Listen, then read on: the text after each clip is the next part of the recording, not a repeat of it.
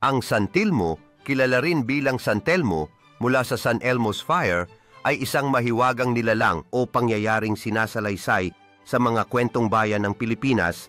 Inilalarawan ito bilang isang lumulutang at nagniningas na bola ng apoy na karaniwang lumilitaw sa mga liblib na lugar, kagubatan, kabundukan o sa tabing dagat tuwing gabi.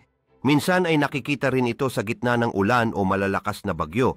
Sa mga alamat pinaniniwalaang ang San Telmo ay kaluluwa ng mga taong hindi matahimik. Maaari itong espiritu ng mga sundalo na matay sa giyera o mga taong nalunod at hindi na ipagdasal. Ayon sa paniniwala, ang apoy ay maaaring sumunod sa mga tao, maglaho bigla o magdala ng masamang kapalaran kung ito'y hindi igagalang.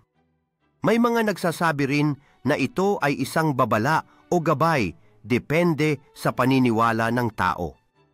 Bagamat may siyentipikong paliwanag ang St. Elmo's Fire bilang natural na fenomenong elektrikal na nangyayari sa panahon ng bagyo sa kulturang Pilipino, ang San Telmo ay nananatiling bahagi ng mga kwentong kababalaghan at patuloy na nagbibigay hiwaga, takot at pagkamangha